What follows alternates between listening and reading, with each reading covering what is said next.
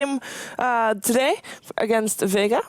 And Magnus was a big part of that. Andy also believed that Disruptor played probably a bigger part than the Magnus did, but Magnus did play, Arise played Magnus really well. I do think it's just a hero that worked around the strat overall. You have a Juggernaut, which still does not deal enough damage on its own. And then you have an Empower that buffs the whole... pretty much his late game potential just gets exponentially better. Just because of the stacking, you can take agents without having to have a battle for it, something like that. And it works out. I was hoping to see the hero. Yeah. We've seen it. It works for them. But unfortunately, it's going to be a ban. You think so? Yes. First phase ban? I'm not sure. I'm not sure about first phase, second phase, yes. Okay. Well, we'll see. Maybe it could be one of those things that Vega doesn't respect it enough. But it's also not going to be a last pick. That's guaranteed. Okay, that's fair. For me, I think it was the Slaughter that didn't really get enough done. He had a decent early stage, but then once he got that one gank, the support just left him.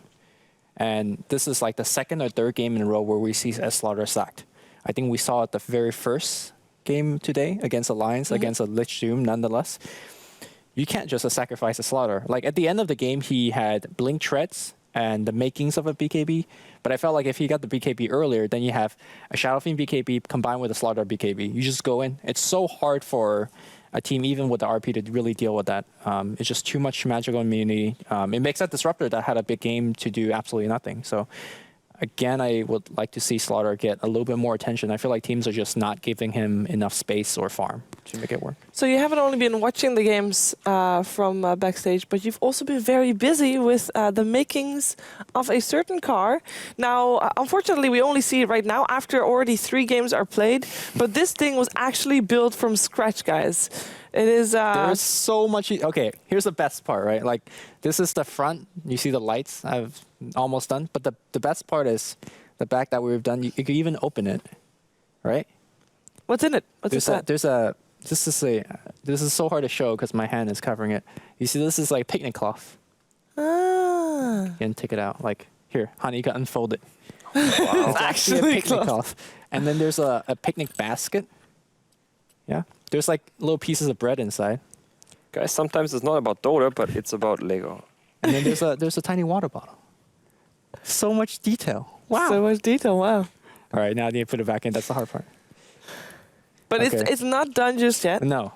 The front of the car is not done. Because when I was sitting down, I just was sitting down like actually for a short period, and it went pretty fast. But I did notice that you weren't halfway through the booklet yet that gave the instructions. Yeah. Do you feel like you'll end it before the last game, which is going to start real soon? I think so. Maybe, hopefully, there's a longer game. That'll give me some time. But yeah. Had fun doing it? Oh yeah, it's a lot of fun.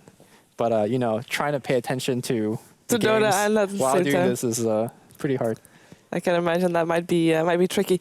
But also might be tricky is doing that and watching the game and also selecting replays, which he has done. We can take a look at the Luminous analysis for the replay.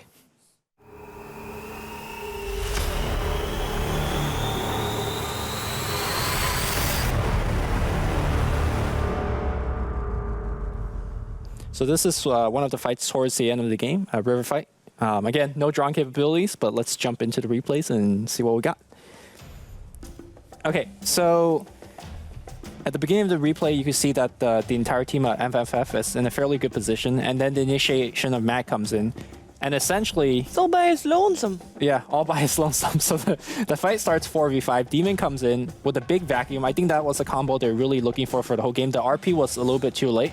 Like, they could have just won the game right there if they had RP on top. And then the chase happens. And this is the stage where I feel like if you have a Blink BKB Slaughter, you just go into the middle of that fight and you really disrupt the fight. But instead, your team fight, one side is broken up. You see the Lina being picked off to the right, and then no one gets RP to the left. And you can see Ninepash. He's just really afraid to go in because he doesn't have that survivability. At this stage of the fight, despite the fact that Vega only lost 2 heroes, I think they have already lost the game because their units is too split up, and MFF has enough to kind of just control. So, yeah, they're just getting picked up one by one. Yep. In there, yeah. Of course, that was a little bit of a miscommunication initiated from Mag. I think they were looking for a bit more. But that vacuum into the lack of RP was also maybe a fighting chance for Vega. But again, the Slaughter was not farmed enough to take that fight. So you feel like if Vega bans out Magnus, this is not going to happen again? It's going to be tough. I think the difference between a Ryza Mac and just generally other Mac players, I think probably the second that comes to mind would be S4 that plays Mac, is that both of these players use the Mac ulti at all times. Yeah. They will use it as soon as it's up. It doesn't matter what target. Not you the just perfect kill. 5-man RP, just go. Yeah, you just go for any target as long as it's a kill. Obviously, you can see as soon as he has the dagger plus skewer that he will most likely search to skewer the target back. I mean dagger plus force staff to have that range where the opponent can't see you anymore. With a dagger, you're in a range during daytime at least. They can see you can see the target, or the target can see you. Like you will see the Mac, but obviously the Night Stalker helps that combo as well. Night Stalker takes away the vision. It's going to be a lot easier for a Mac to establish that kind of dominance in terms of vision advantage. If you don't know where Mac is at all times, and we've seen no one reacted really well with a BKB once in base, but it also shows how afraid he has to be that it's one RP that he doesn't react with a BKB and he's going to die. That's true. And it's not just the Blink Skewer and the Blink RP. I think a lot of Mag players forget that S4 and Arise in particular, they blink and do the reverse RP, which makes Skewer much easier to handle. I don't think... Did we see a couple of that in that game? He does it every time. Yeah, well, I mean, it's rare that he misses it, right? It's in theory, it's not that hard to do. Mm-hmm. But in practice, if you know the mechanism behind it, it's just that you pretty much you would have to have one extra click into the direction that you want to look at before you press RP. So then he turns while he does the RP. Right. As you look to, you jump in, you press backwards, and then you press the ultimate, and then you turn while you ulti.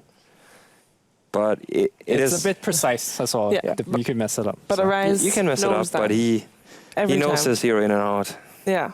I really hope that we're going to see it again. Maybe for Vega's sake, not so much. I mean, Vega was until just now unbeaten here in the SSRG Dream League. But Monkey Freedom Fighters, I mean, they have 4 games to play today. And, I mean, this is their 3rd one. 3 times the charm. I mean, I think that matchup and that game just shows you that these teams, you could say that Vega is strictly the better team. On paper? But, yeah, it's close enough where if MFF has a good draft, despite having to stand in or a completely new roster, they could just take it. So. I mean, if you look at the build-up of the draft as well, is you think about Arise, his hero, and then the Night Stalker comes into play as well as the Disruptor. Like how the fights happen was like we get one pickup and then we continue. We got another pickup, and it's very easy at that point once you have the first kill to continue and get further kills, especially when the Night Stalker has an Aghanim's.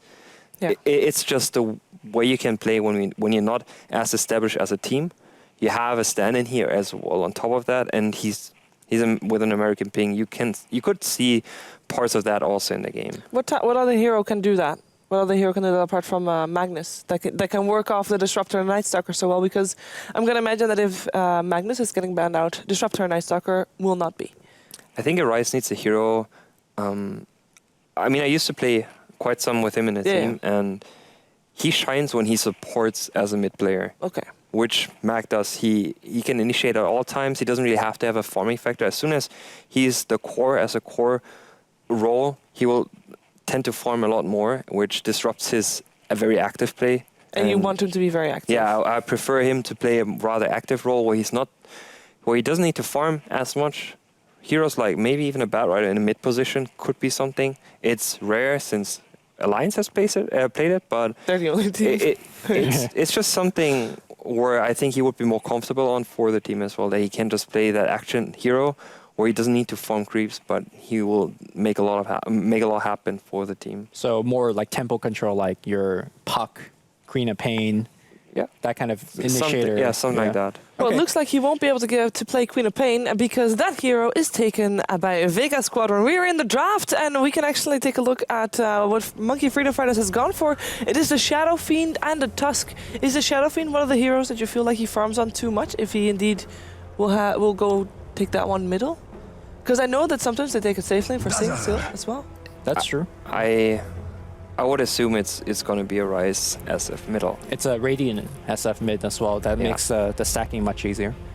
But in terms of farming too much, I feel like Shadow Fiend has a pattern per se, because you have a specific timing, right? Like, you get to level 5, you get level 3 raises. 10 Hopefully your seconds camps is remaining. stacked, you raise it down, you get 6, 7, and then you continue to kind of 5 snowball that seconds. pressure. In no doubt, I think the thing is with the Rise as Reserve a time. carry mid in this scenario where he has a Shadow Fiend, he's gonna do well in the lane. Mhm. Usually one-on-one, he's completely fine in almost all matchups against players.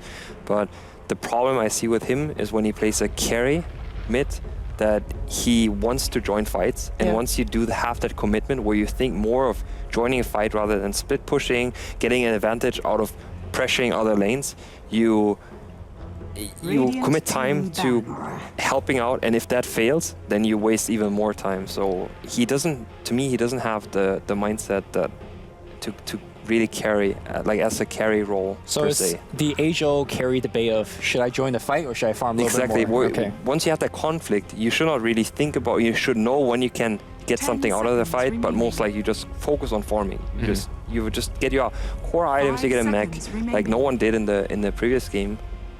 You get your core item, but you focus on farming. Radiant You don't want team to be the hero that initiates the fights. Right. So we're looking at maybe other members of MFF to initiate some fight. Tusk, for example, Yeah, is a good one. If they sit around him, they make sure he farms. He gets the most out of it. This can for sure work out, 10 but seconds remaining. it's still. I think they're gonna have a 5 hard time. seconds remaining. Okay, so we do see Quap and Dazzle on the other side for Vega. Dazzle, one Reserve of time. Vega's most picked heroes.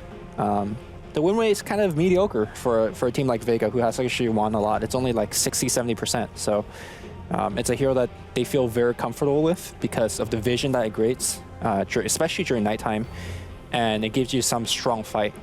And the monkeys get themselves an Ember Spirit, which looks like Sing's hero. I really like the Beastmaster ban actually for Monkey Freedom Fighters I wouldn't be too surprised seeing an aggressive trial in here by Vega. by Vega. Yeah, it fits the pattern just because if you have a Shadow Fiend middle, you want to help out that hero. And Ember Spirit is pretty weak in the early stage of the game. So if you pressure that lane, Queen of Pain will have a better 10 time at seconds one-on-one time. remaining.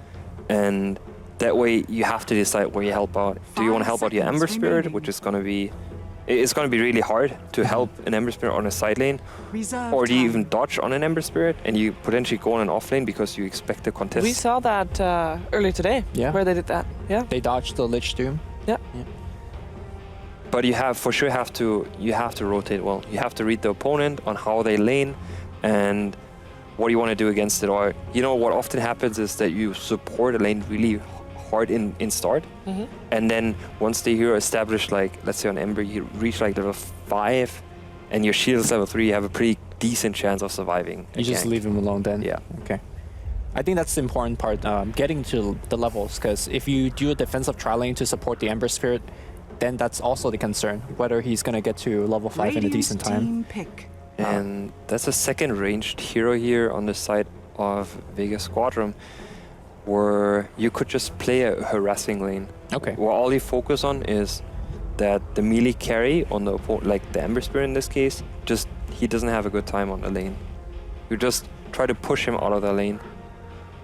And as well, once you hit like level 2, 3, you can potentially kill 10 him as well. seconds remaining. I'm also glad that you brought up the offensive trialing for Vega, because Vega's one of those teams that 5 run seconds remaining. offensive trialing in this patch more than other teams. They really like giving Mag that 1v1 matchup Reserve time. on the safe lane. Yeah, they do. He's very comfortable farming. I remember seeing a game where he played Beastmaster where he got like 11-minute Necro 1. And they were only fighting bot lane the whole time. Yeah, and he was yeah. just left alone, and at some point he had Necrobook, and it's like game over because he was left alone there Yeah. the whole time. So it's a playstyle they're very comfortable with.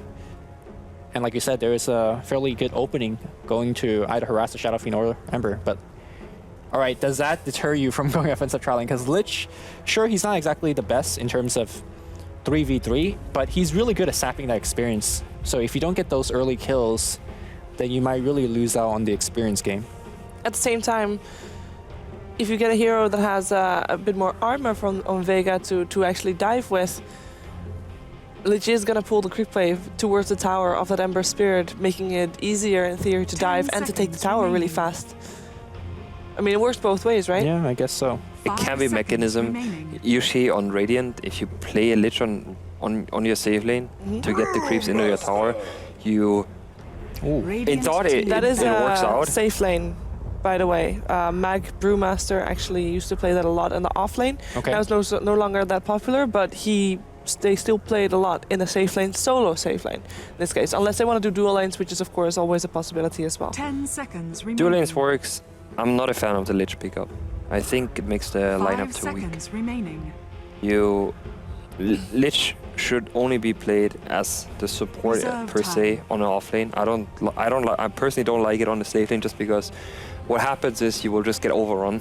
Okay. Creep wave is gonna go into your tower and then you basically just walk by the creeps. Get doved. Yeah, and you just get dove. Well, what about your Lich Tusk dual off lane? You pick up a good defensive support for Ember, and then you do the Shadow Fiend mid. A 2-1-2, but Radiant again, it's weak to team that tri pick. lane that you talked about that could come offensively. Yeah. You probably want to focus on the... no, actually, well, what am I saying? You can't focus on the Shadow Fiend lane. Queen of Pain is not gankable by these heroes. Tusk, you're not a They threat lack with Tusk. lockdown. They They do. just lack loads of lockdown. Well, Ember is really good at that. Are It's they a still going spammable for a lockdown. slaughter? I And, almost think that they will dodge with Lich Ember on the off lane, Yeah. and then you have a 10 Tusk plus seconds 1 short. remaining. Just that Tusk plus 1 on a short lane just 5 isn't, it doesn't seconds seem that great. remaining. So it could be even something on short lane. Tusk helps out middle, maybe. What about Reserve Lich time. helping on middle? Lich Works, is but denies if- and stacks. The problem is if you move Lich towards the mid lane, then Ember can't stay on the off lane. Yep. It feels like there's too many problems already. You just like start the thing. I think the beginning is very standard. It's not like you haven't seen these 3 heroes before. Tusk, Ember, and Shadow Fiend are probably one of the strongest early picks you can get. Right. But I just think a Lich follow up to help this out, where you in theory could have a Dazzle. You know, like obviously Dazzle is picked here, but just a stronger support that helps you live through these fights. Undying is common as well to see, to just make up for a weak early game that an Ember Spirit has, because Yeah. you want him to be fed, you want him to be reckoned with, and if he doesn't get early BOTs, which is common, and then a follow-up 10 seconds boots of travel, he just remaining. falls off very heavily. Seems like Monkey Freedom Fighters also have a tough 5 time deciding what they go seconds for, and they remaining. end up going for the Rubik. That looks like a Tusk core. And that is a defensive hero to have on your lane, Rubik. Well, the thing is, he's very weak in stats. And if you just run at the Rubik, he only has telekinesis to kind of repel you back. So True. But he has telekinesis. At least he's one more he disable. has something. He has something. He has something. And of course, it gives him some offensive capability now. But oh my goodness, it's an Ursa pick. In Ursa pick last. I was not expecting that.